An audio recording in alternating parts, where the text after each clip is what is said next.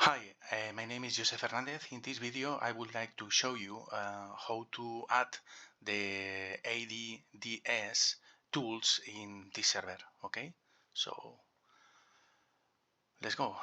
I need to put roles and features. I think it's that one. Yep. Okay.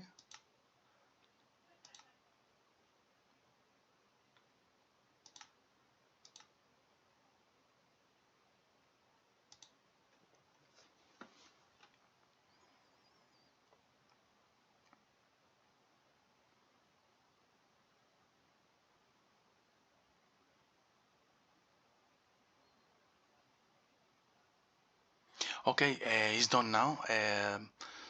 When finished the installation, I need to reboot the virtual machine, and I'll see you in my next video. Okay, thank you. Bye bye.